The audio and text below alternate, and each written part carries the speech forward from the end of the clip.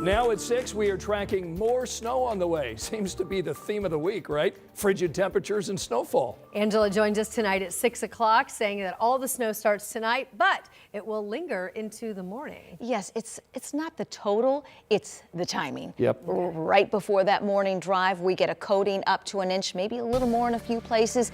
Not a lot of snow, but that timing is bad before that morning drive. You can see it here on Live Doppler 13 radar, the beginning of this weather system. The front itself is up to our north and west, bringing snow from Detroit back through Chicago, and this will dive south and east over the next few hours. So you will start to see a few flurries if you're out and about tonight. Some steadier pockets of snow possible overnight, an inch or less for most of us. But again, it's not the total, it's the timing. And because it arrives overnight before that morning drive, allow some extra travel time tomorrow and prepare for at least a few delays. Temperatures struggled today. We didn't get out of the 20s. We have 25 at Morris Reservoir, 26 Carmel, 27 Bainbridge, and 27 in Greensburg. We've had enough of a breeze that wind chills most of the day have been in the teens. It feels like 18 right now in Indianapolis, feeling like 14 in Shelbyville. Air temperatures tonight go into the teens. Wind chills in the single digits. After that overnight snow, you're going to need the heavy coat tomorrow. Highs only in the low 20s. All right, Angela, thanks so much. New tonight at 6, attorneys for Richard Allen now say they have identified at least 10 possible reasons to appeal his conviction for the murders of Abby Williams and Libby German. This information comes as they asked to almost double the size of their appeal brief. Among the possible issues, the constitutionality of the search of Allen's home. Also, the use of Allen's statements after he was in solitary confinement. So if these requests are granted, that would push the final date for the appeal to be filed to December 17th. Now, we've got a full breakdown of the request from Allen's defense team posted right now. You can check it out over on WTHR.com. Tomorrow, Indiana lawmakers in the House will have the chance to offer changes to the proposed redistricting bill and also the proposed map that goes along with it. So if this bill passes out of the House this week, the Senate next week will pick it up. Our State House reporter Emily Longnecker talked with a couple of Republican senators today on opposite sides of this debate. Emily?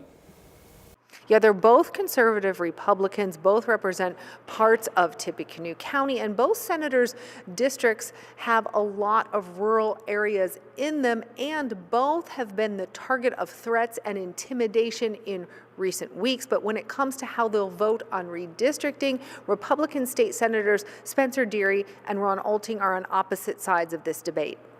Less than a week before the Senate could get the redistricting bill, Senator Spencer Deery says he's still a no on it, in part because of what he says his constituents are saying. What I'm hearing is concerns about rising utility rates. I'm hearing concerns about rising grocery prices. That's what people want us to be focused on.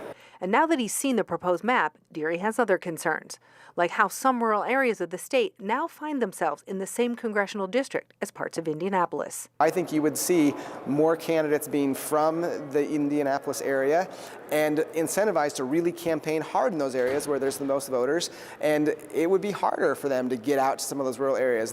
Deery also has questions about how the proposed map even divides some neighborhoods into two different congressional districts.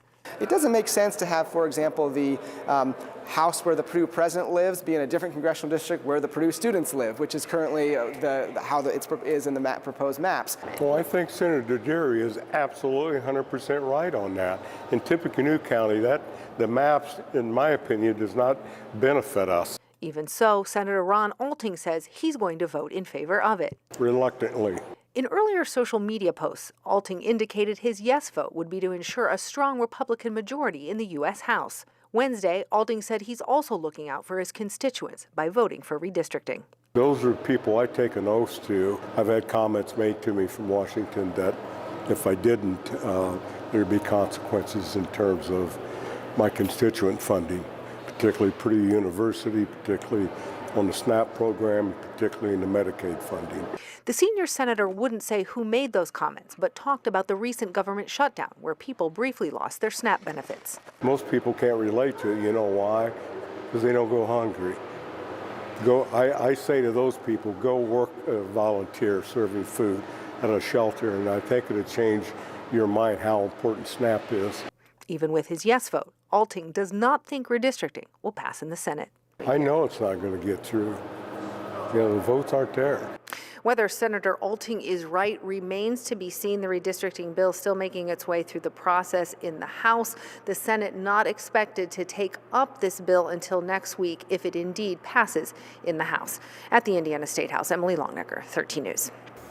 Emily and our colleague Dustin Grove have been covering this redistricting debate in depth every week over on Crossroads Politics. You can stream all of their episodes right now if you go to WTHR Plus. That's a free download on Apple TV, Fire Stick, and Roku.